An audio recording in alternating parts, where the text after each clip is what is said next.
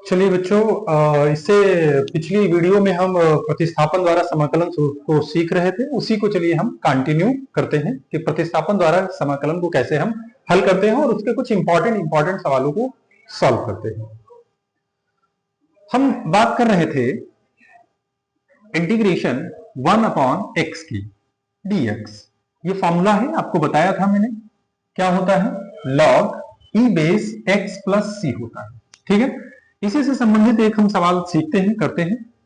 जैसे मान लेते हैं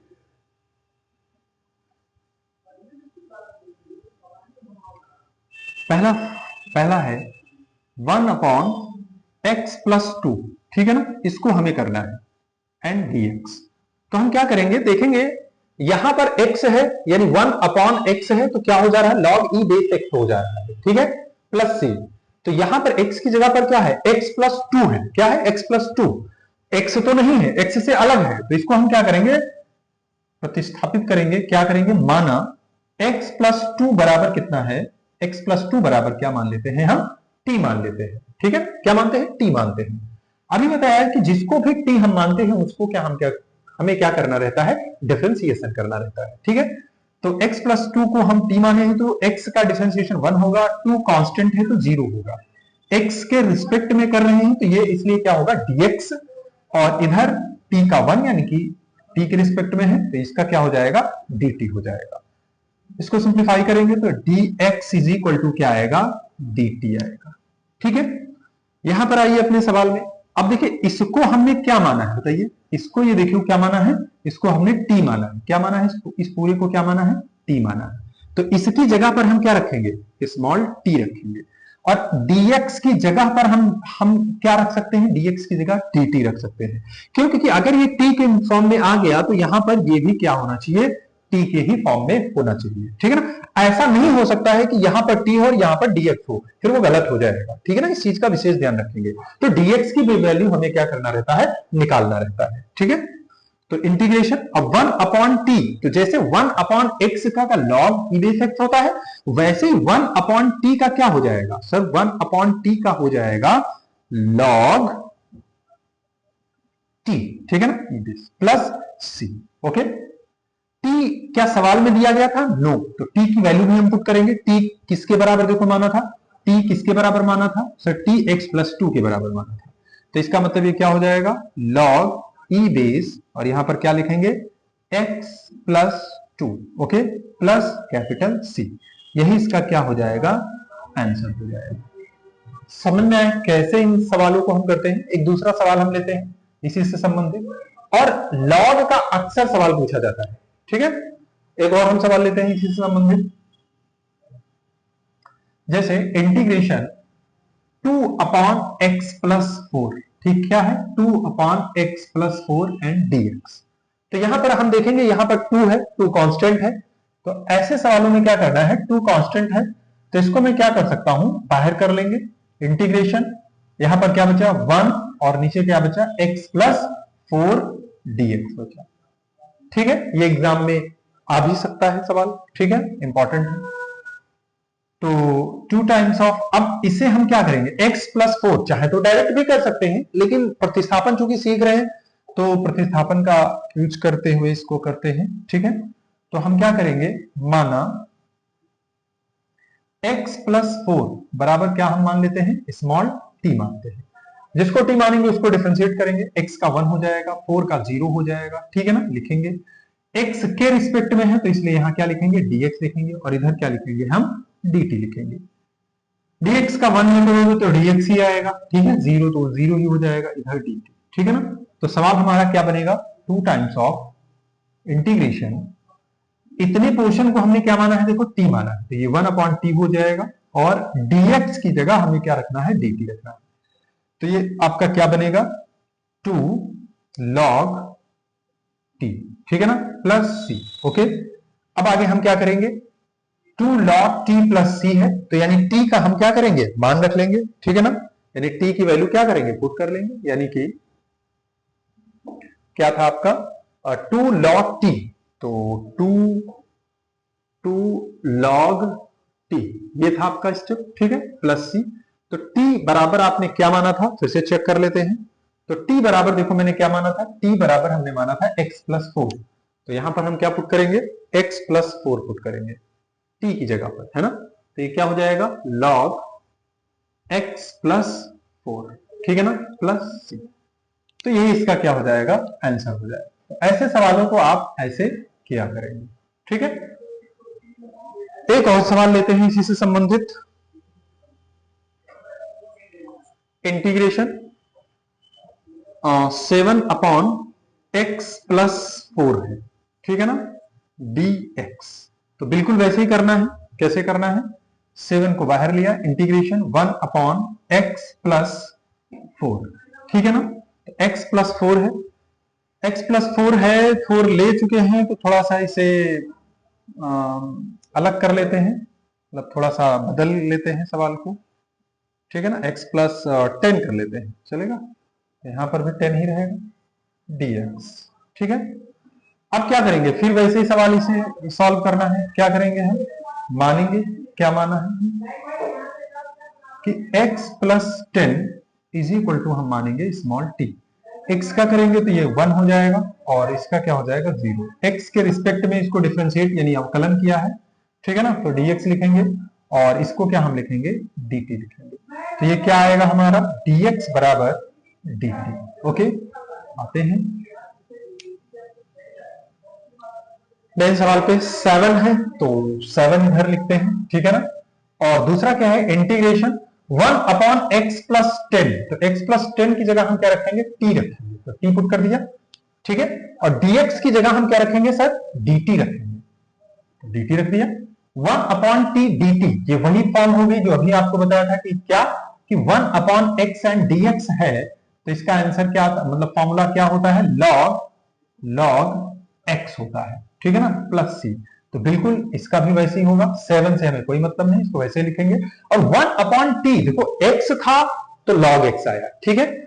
तो यहां 1/t है तो 1/t का मतलब क्या हो जाएगा, log t हो जाएगा, है ना। इतना आसान है ये, बहुत आसान सवाल होते हैं t, ठीक है ना, प्लस c। तो इसका मतलब 7 log t का मान क्या है, चेक करो क्या माना है मैंने, x प्लस, ये देखिए t बराबर x+10।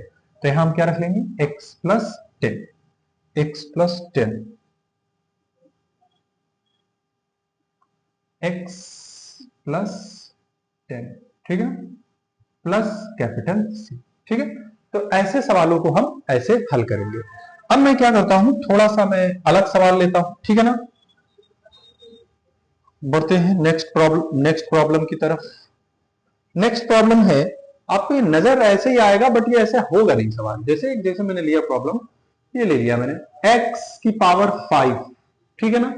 तो आप ये बिल्कुल नहीं करेंगे कि नहीं x⁵ है, dx है, तो इसे आप बिल्कुल जो है log x⁵ लिख देंगे। ये बिल्कुल गलत तरीका है, ठीक है, ऐसे नहीं होगा। इसको हम क्या करेंगे, अब चूंकि पावर है, x की पावर यानी वेरिएबल की पावर है, तो हम क्या करेंगे, डिवाइड में है तो हम क्या करेंगे, इसे ऊपर ले जाएंगे, ठीक है ना। और ऊपर जब ये ले जाएंगे तो ये क्या हो जाएगा, पावर माइनस हो जाएगा 5, ठीक है ना। और ये प्रॉब्लम आपकी वही सिंपल इंटीग्रेशन की ये प्रॉब्लम बन गई, ठीक है ना। कैसी बन गई, सिंपल इंटीग्रेशन की। सिंपल इंटीग्रेशन का फॉर्मूला क्या होता है सर, x⁴n+1, x⁴n अगर है डिवाइड एंड dx, तो ये क्या होता है, x⁴n+1 divided by n+1 plus c, ठीक है। तो ये बिल्कुल वही प्रॉब्लम बनी है। तो हम इसे क्या लिख सकते हैं, n का वैल्यू क्या है, देखो n का वैल्यू क्या है, -5। पावर कुछ भी हो, माइनस हो, प्लस हो, 1/2 हो, 3/2 हो, कुछ भी हो पावर में हमें क्या करना है, सिर्फ 1 ऐड करना है। क्या करना है, 1 ऐड करना है, ठीक है। तो ये देखो पावर -5 है तो सिर्फ हमें 1 ऐड करना है।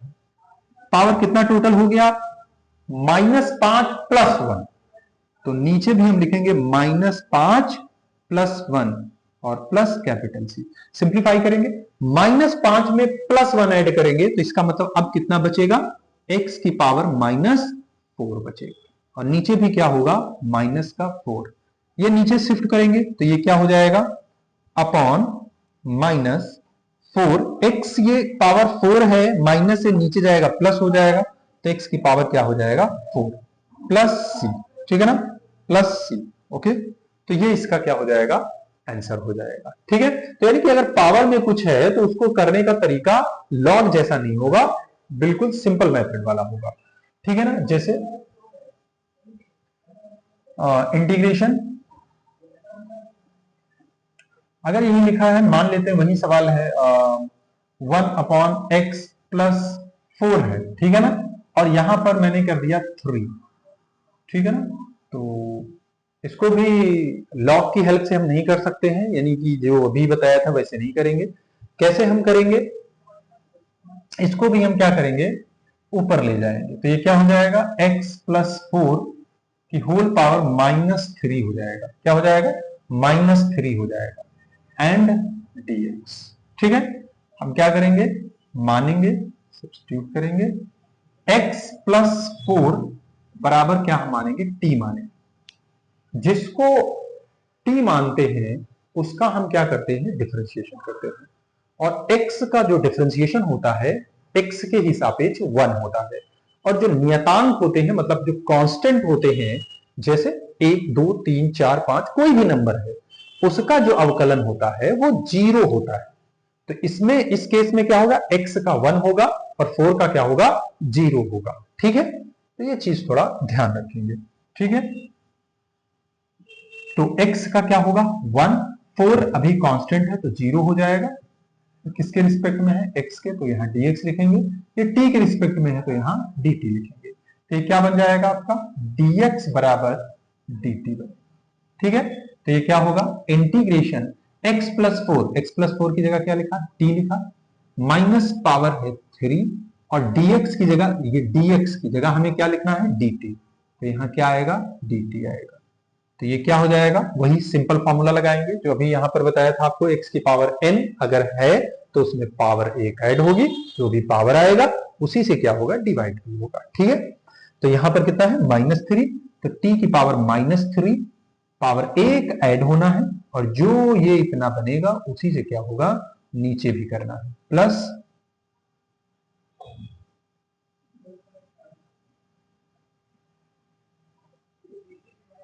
-3 प्लस 1 प्लस c। ठीक है, तो -3 प्लस 1 कितना होगा, -2 होगा, तो यानी, और t की वैल्यू भी हम पुट कर देंगे साथ में, तो t बराबर हमने क्या माना था, x प्लस 4, तो ये क्या हो जाएगा, x प्लस 4, ठीक है, और यहां क्या होगा, माइनस का 2, और नीचे भी क्या होगा, -2 प्लस c। ठीक, तो ये इसका आंसर हो जाएगा। तो इस टाइप के अगर कोई प्रॉब्लम आ रही है तो आप इसी मेथड से इसको हल करेंगे। ठीक है, तो आगे बढ़ते हैं। अब हम एक और फॉर्मूले की, हम इसमें आपको बताया था पिछली क्लास में। देखिए, इसमें फॉर्मूले काफी इंपॉर्टेंट हैं, तो वो आप जरूर याद करें। ठीक है, जो आपको पीडीएफ ग्रुप पे दी थी उसको आप रिवीजन करते रहें। जैसे फॉर एग्जाम्पल इसको हम करते हैं a² plus x² and dx। ठीक है, देखिए इसी से संबंधित एक, अगर हम संबंधित ना कहें लेकिन इसी के जैसा अगर हम कहें, मतलब बट वो दिखेगा आपको कि ये है वैसा, लेकिन है नहीं वैसा, ये x² dx है। ठीक है,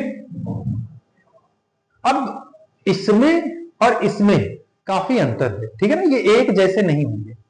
इसको करने का तरीका क्या है कि x² है तो हम क्या करेंगे, इसको ऊपर ले जाएंगे -2 एंड dx। ठीक है ना, और इसको सिंपल इंटीग्रेशन मेथड से करेंगे तो ये हो जाएगा -2 plus 1 divided by -2 plus 1 plus c। ठीक है, तो इसका मतलब ये हो जाएगा x की पावर -1 एंड -1 प्लस c। ठीक है, तो ये हो जाएगा -1/x प्लस c। ठीक है, तो ये इसका आंसर हो जाता है। लेकिन इसको करने का तरीका अलग होगा। ठीक है, क्या, क्यों होगा अलग तरीका, ये भी समझते हैं। इसलिए अलग होगा क्योंकि वो सिंपल x² लिखा था, यानी 1/x², बट इसके 1/x² पे ऐड है a²। a² यहां हम मान के चल रहे हैं कोई कांस्टेंट है, ये नंबर भी कोई हो सकता था, 2 हो सकता था, 4 हो सकता था, 16 हो सकता था, 32 हो सकता था, कुछ भी हो सकता था। ठीक है, तो इसको हम एज ए कांस्टेंट ट्रीट करेंगे। ठीक है, तो कांस्टेंट ऐड है तो इसको हम क्या करेंगे, ऐसे केस में जब भी ऐसी आपको फॉर्म दिख जाए तो हम क्या करेंगे, मानेंगे। ठीक है ना, क्या मानेंगे, x is equal to a tan theta. क्या मानेंगे, a tan थीटा। ठीक है ना, और जहां पर भी x है वहां ये पुट करेंगे। बट इससे पहले हम क्या करेंगे, इसको हम डिफरेंशिएट करेंगे, यानी x का करोगे तो dx है ना, 1 हो जाएगा x का, और x के रिस्पेक्ट में है तो dx लिखना है। a tan थीटा का करेंगे तो ये क्या हो जाएगा, tan थीटा का अवकलन क्या होता है, sec स्क्वायर थीटा होता है, sec स्क्वायर थीटा, और थीटा के रिस्पेक्ट में है तो इस यहां पर क्या लिखना है, d थीटा लिखना है। ठीक है ना, ये काफी इंपॉर्टेंट है, इसे आप थोड़ा ध्यान रखेंगे कि कैसे हमें करना है, और अधिकांश बच्चों से जो गलती होती है वो यहीं पर होती है। ठीक है, तो आप लोगों से ये गलती ना हो तो इसका विशेष ध्यान रखेंगे कि जो भी हम मानेंगे उसको हम क्या कर, हमें क्या करना है, डिफरेंशिएट करना है। ठीक है, तो ये चीज थोड़ा ध्यान रखिएगा। आइए अपने सवाल की तरफ बढ़ते हैं। तो सवाल क्या था, इंटीग्रेशन 1 अपॉन ए स्क्वायर प्लस एक्स स्क्वायर। ठीक है, तो क्या करेंगे हम, इंटीग्रेशन 1 अपॉन ए स्क्वायर। ठीक है, इसको थोड़ा नीचे लिखते हैं, इंटीग्रेशन 1 अपॉन ए स्क्वायर प्लस एक्स स्क्वायर, यानी एक्स की जगह हम क्या रखेंगे, ए tan थीटा रखेंगे। तो यहां पर क्या लिखना है हमें, ए tan थीटा। चूंकि स्क्वायर है तो यहां पर हम क्या लिखेंगे, स्क्वायर भी लिखेंगे। ठीक है ना, और dx की जगह हमें क्या पुट करना है, देखो ये इतना पुट करना है। क्या लिखना है, टू में ये dx है तो dx की जगह हम लिखेंगे a sec स्क्वायर थीटा, और क्या लिखा है यहां पर, d थीटा, तो ये d थीटा भी लिखना है। ठीक है, यहां पर हम देखेंगे a क्या है आपका, कांस्टेंट है, तो इसको हम बाहर भी लिख सकते हैं इंटीग्रेशन से। ठीक है ना, और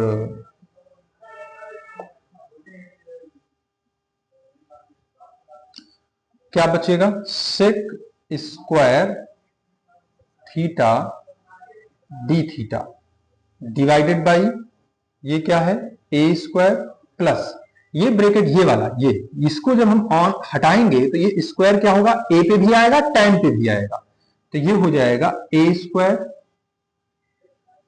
tan स्क्वायर थीटा।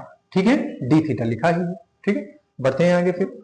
अब यहां पर हम देखेंगे ए स्क्वायर दोनों से कॉमन हो रहा है, तो हम क्या करेंगे, ए पहले से ही था, इंटीग्रेशन इसमें से हम क्या करेंगे, ए स्क्वायर कॉमन लेंगे, लेकिन इससे पहले हम ऊपर वाला स्टेप लिखते हैं, क्या है, sec square theta and d theta divided by a square हमने बाहर लिया है, ए स्क्वायर कॉमन लिया है, तो अंदर क्या बचेगा, यहां 1 बचेगा, और यहां क्या बचेगा, tan स्क्वायर थीटा बचेगा, 1 plus tan square theta bracket close. ठीक है, अब आप पाएंगे कि सर ए स्क्वायर से एक ए हम कैंसिल कर सकते हैं, लेकिन एक यहां पर अभी ए बचेगा। ठीक है, तो बढ़ते हैं, यानी इसको हम लिख सकते हैं integration sec square theta d theta divided by 1 plus tan square theta. ठीक है ना, और यहां का जो ए बचा था उसको मैं इधर लिख लेता हूं। ठीक है ना, ये कौन वाला ए है, ये वाला ए है, ये। ठीक है ना, कटा था तो एक यहां पर ए बचा था। ठीक है ना, तो इसको हमने इधर लिख लिया। ठीक है, बढ़ते हैं आगे, 1 अपॉन ए इंटीग्रेशन। आपने 10th क्लास में फॉर्मूला पढ़ा होगा कि sir 1 plus tan square theta बराबर क्या होता है, तो आपने पढ़ा होगा सर सेक स्क्वायर थीटा होता है। क्या होता है, सेक स्क्वायर थीटा होता है। ये फॉर्मूले आप रिवीजन करते भी रहे बीच बीच में, जिन बच्चों को नहीं आ रही है। ठीक है, तो इससे आपको समझने में बहुत आसानी होगी। तो ऊपर इसको मैं यही लिख लेता हूं, sec square theta and d theta divided by, तो इसको मैं क्या लिख सकता हूं, सेक स्क्वायर थीटा। लो लिख लिया भाई, सेक स्क्वायर थीटा, है ना। ठीक है, अब आप देखेंगे सेक स्क्वायर कैंसिल आउट हो जाएगा, पर नीचे दोनों कैंसिल हो गए, ठीक है, तो क्या बच रहा है, इंटीग्रेशन 1 डी थीटा, क्या बच रहा है, 1 डी थीटा। अब एक चीज ध्यान रखिएगा, आपको पिछली क्लास में बताया होगा कि इंटीग्रेशन 1 dx, इसका अगर मैं 1 का x के रिस्पेक्ट में इंटीग्रेट करूं तो इसका क्या आंसर आता है, x आता है, या x प्लस सी, ठीक है ना, x होता है, सिंपल आप कह सकते हैं। इसी प्रकार मैं पूछूं अगर 1 एंड dz का, तो इसका आंसर क्या आएगा, z आएगा। इसी प्रकार अगर मैं पूछूं 1 dt, ठीक है ना, तो t के रिस्पेक्ट में 1 का करेंगे तो क्या आएगा, t आएगा। ओके, तो ये ध्यान रखिएगा। तो जो समाकलन होता है 1 का जो है उसी के रिस्पेक्ट में, अगर x के रिस्पेक्ट में कर रहे हैं तो 1 का x होगा, और अगर हम t के ही रिस्पेक्ट में समाकलन करेंगे तो t स्क्वायर डिवाइडेड बाई 2 होगा, बट 1 का करेंगे t के रिस्पेक्ट में तो क्या आएगा, t आएगा। बट x का अगर हम डिफरेंशिएशन करें यानी कि अवकलन करें x के रिस्पेक्ट में तो 1 आता है, ठीक है ना। यानी कि ये चीज आपको ध्यान में रखना है कि जो डिफरेंशिएशन होता है और जो इंटीग्रेशन होता है वो इंटीग्रेशन डिफरेंशिएशन का उल्टा होता है, ठीक है ना। साधारण शब्दों में कह सकते हैं कि जो अवकलन होता है वो तोड़ने का काम करता है और जो समाकलन होता है वो जोड़ने का काम करता है, ठीक है। तो ये चीज थोड़ा ध्यान रखेगा, और इसके मैक्सिमम फार्मूले भी देखेंगे अपोजिट ही है, ठीक है, लाइक जैसे साइन एक्स का कॉस एक्स, कॉस एक्स का साइन एक्स, इस टाइप से, ठीक है ना। तो ये चीज थोड़ा ध्यान रखिएगा। तो 1 का डी थीटा का करेंगे तो क्या आएगा, आप बता सकते हैं। जैसे x का dx का 1 का x के रिस्पेक्ट में किया था तो x आया था, तो इसे 1 का थीटा के रिस्पेक्ट में करेंगे तो सेक क्या आएगा, थीटा आएगा, प्लस c भी हम लगाएंगे, ठीक है ना। अब हमें थीटा का मान निकालना है, तो थीटा का मान कैसे निकालेंगे, थीटा का मान हम वहां से निकाल पाएंगे जहां से हमने थीटा को इसमें डाला था या थीटा की शुरुआत की थी। तो हम चेक करेंगे थीटा की शुरुआत कहां से की थी, तो वहीं पर हम चलेंगे जहां से कहानी इसकी शुरू हुई थी। कहानी कहां से शुरू हुई थी, x is equal to 8 tan theta से शुरू हुई थी, तो इसी को हम पकड़ते हैं। x इज इक्वल टू, यानी कि चूंकि x इज इक्वल टू क्या हमने माना था, a tan थीटा, ठीक है ना। तो यहां से अगर मैं tan थीटा का मान निकालूं तो tan theta is equal to क्या आएगा, x अपॉन a आएगा, ठीक है।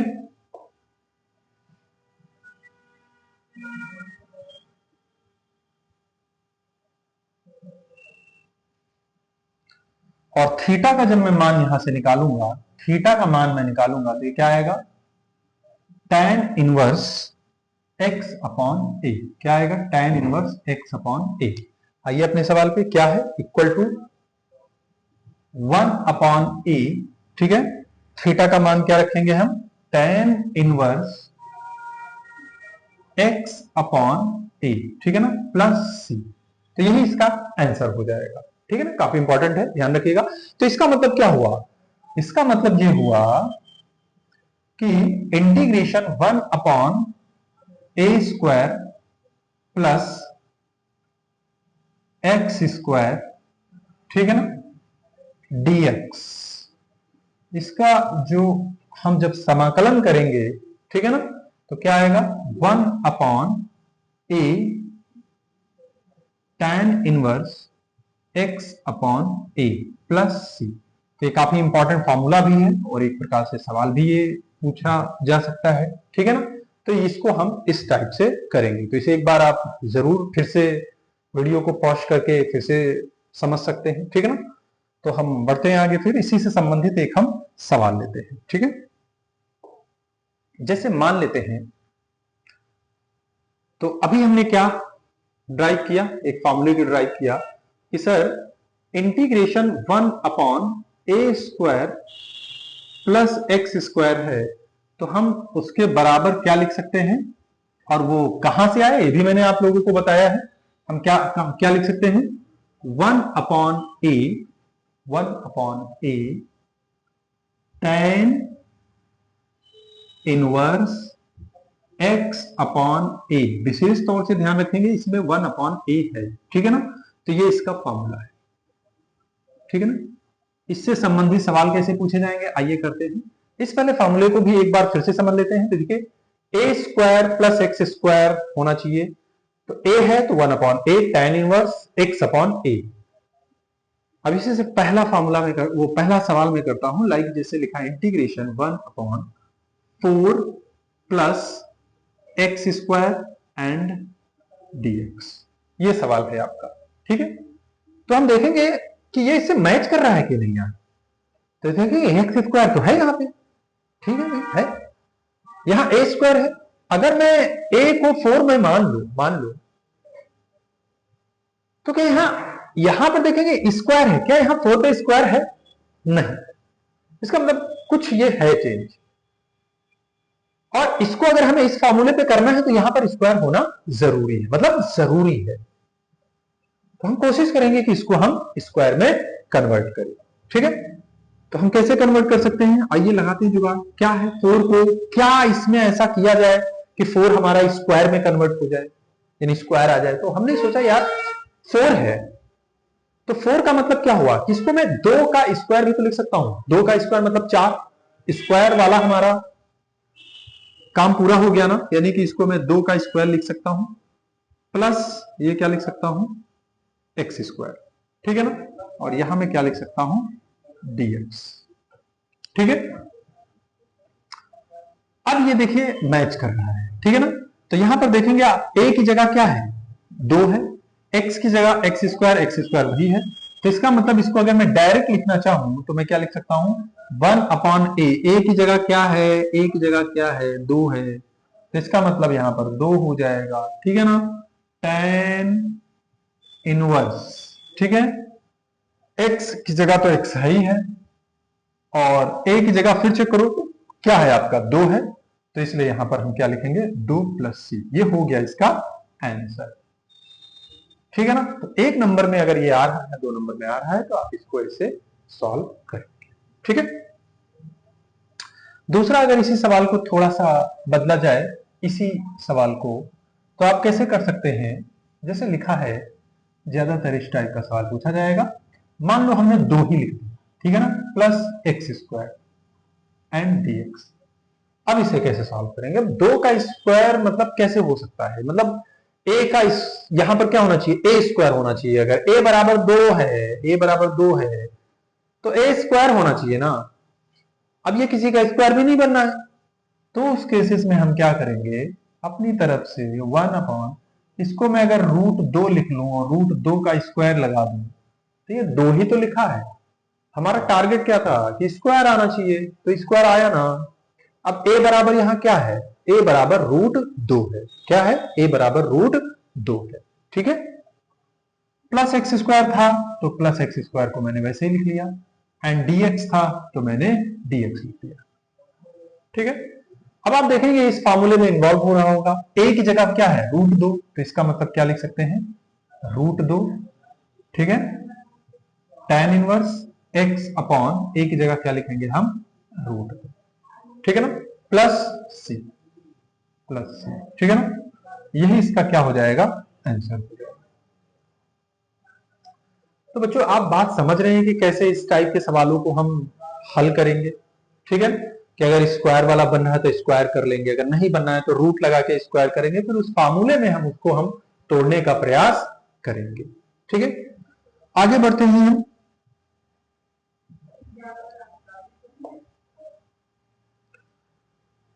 जैसे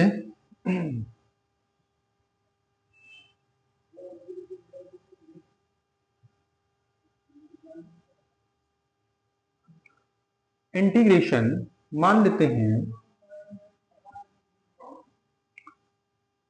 अगर लिखा हुआ है 1/16, ठीक है ना, प्लस एक्स स्क्वायर dx, ठीक है।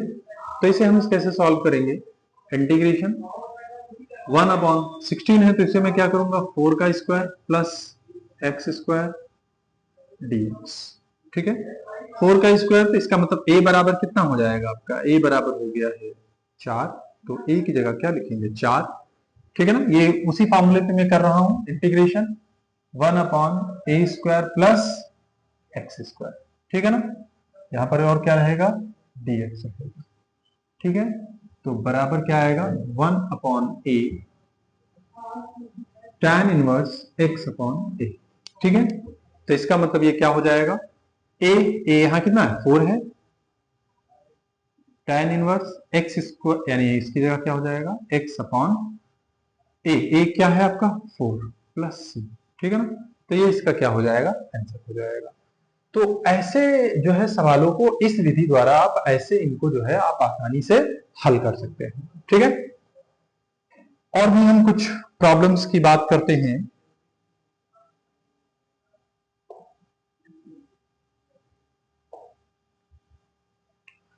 और इसमें एक और सवाल सिंपल इंटीग्रेशन में है, मैं लेना भूल गया था। लाइक अगर कोई ऐसी प्रॉब्लम लिखी है x cube plus 2x² plus 4x plus 3 या 1, ठीक है, डिवाइडेड बाई एक्स क्यूब, ठीक है ना, एंड dx। तो इस प्रॉब्लम को आप कैसे सॉल्व करेंगे?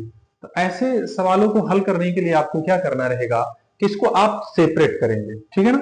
इंटीग्रेशन x को, यानी किसको मैं क्या लिख सकता हूं, x क्यूब, जितने भी पद हैं सभी के नीचे x क्यूब करते हम चले जाएंगे, जो भी नीचे है, plus 2x² divided by x cube, ठीक है, plus 4x divided by x cube, ठीक है, plus 1 upon x cube, okay, ठीक है। और हम क्या करेंगे यहां पर dx, ठीक है। इंटीग्रेशन एक्स क्यूब कैंसिल होगा, एक से एक कैंसिल, यानी यहाँ 1 बचेगा, ये कैंसिल होगा, 2 बचेगा, और इसमें कुछ कैंसिल होने लायक है, ठीक है। तो ये क्या हो जाएगा आपका, यहां सब कैंसिल हुआ तो 1 बचा, प्लस यहाँ 2/x बचेगा, ठीक है, प्लस यहाँ 4 अपॉन x² बचेगा, और यहाँ पर 1 अपॉन एक्स क्यूब बचेगा, ठीक है ना। dx भी मैंने लगा दिया।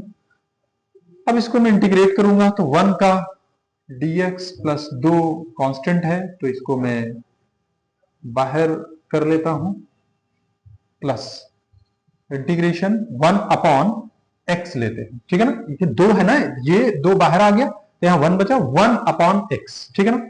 ये प्लस था, प्लस, तो हम क्या लिखेंगे, यहाँ dx भी लिखेंगे, प्लस 4 को मैंने बाहर लिया, इंटीग्रेशन, ये क्या बचेगा 1 अपॉन x², तो x ऊपर जाएगा तो क्या हो जाएगा x की पावर -2। ऐसी प्रॉब्लम अभी मैं आपको पीछे पढ़ा के आया, ठीक है, dx प्लस ये भी ऊपर जाएगा तो इंटीग्रेशन x की पावर -3 एंड dx, ठीक है। इसको अब आराम से हम हल कर लेते हैं। तो 1 का करेंगे, अभी बताया था, ठीक है ना, पिछले सवाल में। तो 1 का करेंगे, क्या आएगा आपका x के रिस्पेक्ट में x ही आएगा, प्लस 1 अपॉन x का अभी पीछे बताया था कि इसका फॉर्मूला क्या होता है, log x होता है, प्लस 4, ठीक है ना। इसको करेंगे तो x की पावर -2 प्लस 1, ठीक है ना, प्लस 1 है ना, ठीक है।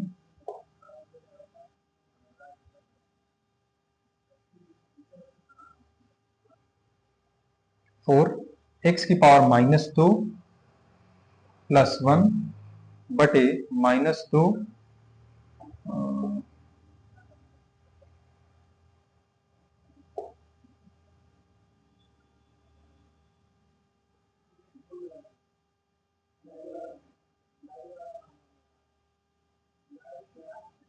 -2 प्लस 1, ठीक, एंड प्लस ये क्या हो जाएगा आपका x की power -3 plus 1 divided by -3 plus 1 plus capital C। आइए सिंप्लीफाई कर लेते हैं सवाल को। तो x, तो इसको ऐसे ही लिख लेते हैं, यानी x लिखा, ठीक है, x plus plus 2 log x plus 4, x की पावर -2 प्लस 1 है, तो यानी कि इसमें प्लस 1 ऐड करेंगे तो -1 बचेगा, यहां भी -1 बचेगा, ठीक है। तो इसको मैं लिख सकता हूं प्लस का 4 x की पावर माइनस का 1, और नीचे भी क्या होगा माइनस का 1, ठीक है, प्लस x की पावर -3 प्लस 1 है, यानी कि क्या होगा ये x की पावर -2, और नीचे भी क्या होगा -2 प्लस c, ठीक है।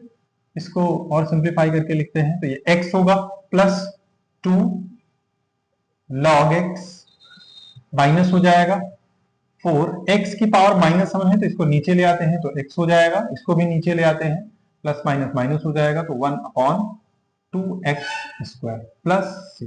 ठीक है, तो ये इसका आंसर हो जाएगा। तो इस प्रकार के सवाल को आप इस प्रकार से हल करेंगे। ठीक है, आगे बढ़ते हैं, कुछ और सवालों की तरफ हम आगे बढ़ते हैं। अब हम बात करते हैं थोड़ा सा दूसरे सवालों की। जैसे लिखा है integration 2x plus 3, okay, and divided by x square plus 3x plus 4 and dx। अब इसे तुम्हें क्या करना है, प्रतिस्थापन विधि द्वारा इसका आपको समाकलन करना है। तो ऐसे सवालों को देखिए करने के कई तरीके हैं। ठीक है, जिसमें से एक सिंपल टी मान के यानी कि इसको प्रतिस्थापन द्वारा भी हल कर सकते हैं, लेकिन कुछ ऐसे भी सवाल होते हैं जिसको हम प्रतिस्थापन द्वारा नहीं हल कर सकते हैं, उसको फिर पार्शियल फ्रैक्शन मेथड से हल करते हैं। ठीक है ना, तो अब हम कैसे जानेंगे कि किसको हमें पार्शियल से करना है और किसको हमें सिंपल सब्स्टिट्यूशन से यानी कि प्रतिस्थापन से करना है। तो इसका एक तरीका ये होता है कि जो भी ऐसा सवाल दिया जाए तो उसमें ये चेक करो कि नीचे जो आपका हर है x square plus 3x plus 4, इसको अगर मैं टी मानूंगा और फिर इसको मैं डिफरेंशिएट करूंगा, यानी कि इसका जब मैं डिफरेंशिएशन करूंगा तो डिफरेंशिएशन क्या वही आ रहा है जो ऊपर लिखा है। अगर ऐसा है तो वो सिंपल प्रतिस्थापन विधि द्वारा हो जाएगा, और अगर ऐसा नहीं है तो इसका मतलब वो पार्शियल फ्रैक्शन यानी कि उसको हम पार्शियल फ्रैक्शन में तोड़ के करेंगे बाय फैक्टर मेथड। ठीक है, तो आओ पहले इसमें चेक करते हैं हम। तो नीचे लिखा है x square plus 3x plus 4, तो एक्स स्क्वायर का अगर मैं डिफरेंशिएशन करूं तो क्या आएगा, 2x आएगा, और 3x का x के रिस्पेक्ट में करूं x का तो क्या आएगा 1, यानी 3 बचा। दूसरा 4 है, 4 का तो कांस्टेंट है तो वैसे भी 0 होगा। तो इसका मतलब यहां पर ये चीज हमें मिल रही है। कैसे, आप चेक कर लें। माना x square plus 3x plus 4 is equal to क्या मैंने माना, टी माना। ठीक है, डिफरेंशिएट करते हैं तो ये क्या आएगा 2x, ठीक है, प्लस 3, ठीक है, यानी 3 का 1 हो जाएगा और 4 का क्या हो जाएगा, 0 हो जाएगा। ठीक है, dx is equal to dt। ठीक है, इसको सिंप्लीफाई करेंगे तो आएगा 2x plus 3 bracket close and dx is equal to dt। ठीक है, इधर हम चेक करें 2x प्लस 3, देखिए 2x प्लस 3 यानी मैच कर रहा है, यानी कि इसको सिंपल सब्स्टिट्यूशन मेथड से हम इसको हल कर सकते हैं। तो आइए इंटीग्रेशन, तो इसका मतलब क्या हुआ कि 2x प्लस 3 dx, क्या है ये 2x प्लस 3 dx बराबर हम क्या लिखेंगे dt, यानी कि इतना और इतना की जगह हम क्या लिखेंगे dt, तो लिखते हैं dt, लो लिख दिया dt डिवाइडेड बाई, इसको हमने अभी क्या माना है बताओ, t माना, तो यहां हम क्या लिख लेते हैं t। इसको क्या मैं इस फॉर्म में लिख सकता हूं, इंटीग्रेशन 1/t एंड dt। और ऐसी प्रॉब्लम के विषय में अभी हम पीछे डिस्कस करके आए। तो ये क्या हो जाएगा log t, okay, plus c, t का मान भी रखेंगे। ठीक है, तो t का मान क्या था आपका, log t की वैल्यू हमने क्या माना था, x square plus 3x plus 4 is equal to t, यानी कि x square plus 3x plus 4, okay, and plus c। ठीक है, तो ऐसे हम जो है सवालों को ऐसे इस विधि द्वारा हम इसको हल करेंगे। यानी कोई भी अगर क्वेश्चन दिया गया है तो उसका हम पहले टी मान के उसका डिफरेंशिएशन चेक करेंगे कि ऊपर जो है उससे मैच कर रहा है कि नहीं। अगर वो मैच कर रहा है तो ठीक है, आराम से कर लेंगे, अगर नहीं कर रहा है तो उसको हम पार्शियल फ्रैक्शन, ठीक है ना, आंशिक भिन्न विधि द्वारा जो है उसको हम समाकलन करेंगे। ठीक है, एक और सवाल लेते हैं। जैसे इंटीग्रेशन ये लिखा है 4x², ठीक है, और मान लेते हैं नीचे लिखा है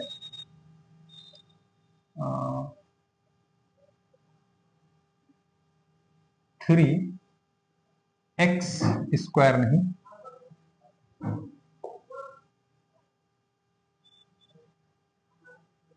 x की पावर कर लेते हैं 3, ठीक है, +4 एंड dx, ठीक है।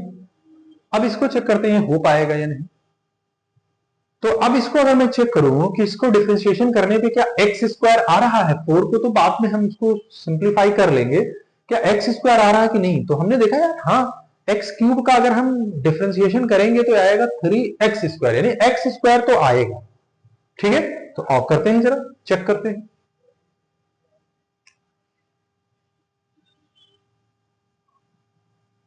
माना 3x³ +4 इज इक्वल टू क्या मैंने मान लिया, t मान लिया, ठीक है। इसको डिफरेंशिएट करेंगे तो ये आएगा 6 या 6 नहीं 3 इसको डिफरेंशिएशन करेंगे तो क्या आएगा 3x² +4 का 0 हो जाएगा, ब्रैकेट क्लोज करते हैं। x के रिस्पेक्ट में है तो क्या लिखेंगे यहां हम dx लिखेंगे, क्या लिखेंगे dx बराबर बराबर क्या लिखेंगे बराबर t का करेंगे तो ये dt हो जाएगा, ठीक है। तो इसका मतलब ये हुआ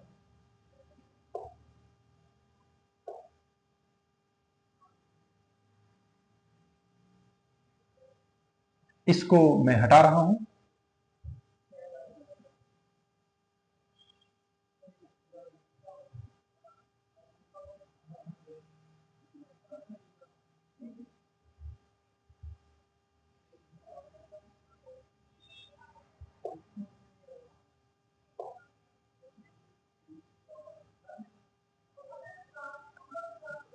तो बढ़ते हैं इस सवाल की तरफ। तो इसको थोड़ा सिंप्लीफाई करें तो ये क्या आएगा 3 3 9, यानी कि मैं इसको लिख सकता हूं 9x², 0 है तो उसको छोड़ देते हैं, क्या है ये dx बराबर इधर क्या है dt, ठीक है।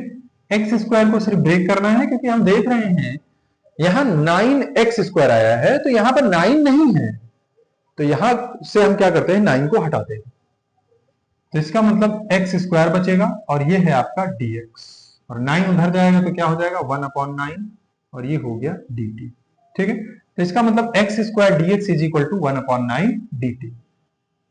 तो यानी जहां पर x² dx है वहां हम 1/9 dt लिख सकते हैं। आइए सवाल की बात करते हैं, क्या था ये 4x² डिवाइडेड बाई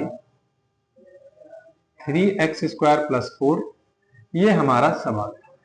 इसको मैं क्या 4 बाहर लेके और x² dx divided by 3x² +4 भी तो मैं लिख सकता हूं ना, आराम से लिख सकता हूं। अब आप देखेंगे x² dx, यहां पे देखिए ये इसके बराबर क्या लिखा है, देखिए 1/9 dt, तो इसका मतलब इसके बराबर मैं लिख सकता हूं 4 इंटीग्रेशन 1/9 dt, ठीक है ना। और इतने पोर्शन को क्या हमने माना है, इतने पोर्शन को क्या मैंने माना है t माना है, तो यहां t लिख लेते हैं, ठीक है ना। इसको सिंप्लीफाई करते हैं तो ये 1/9 है, आगे कर लेते हैं तो ये 4 1 4 4/9, ठीक है ना, इंटीग्रेशन 1/t और ये हो गया dt। अब 1/t का करेंगे तो बिल्कुल वही अभी आपको समझाया है, तो क्या होगा ये log t, t का मान क्या है चेक करो, t का मान क्या है, t का मान 3x³ +4 है, 3x³ +4, ठीक है ना, प्लस c, ये आपका आंसर हो जाएगा, ठीक है ना। तो बच्चों ये सब्स्टिट्यूशन विधि द्वारा था, ठीक है ना, कुछ इंपॉर्टेंट सवालों के बारे में मैंने डिस्कस किया। अब नेक्स्ट वीडियो में या नेक्स्ट क्लास में हम कुछ इंपॉर्टेंट पार्शियल फ्रैक्शन जो तरीका है, जो मेथड है, उससे संबंधित हम सवालों को नेक्स्ट वीडियो में डिस्कस करेंगे, ठीक है ना। धन्यवाद।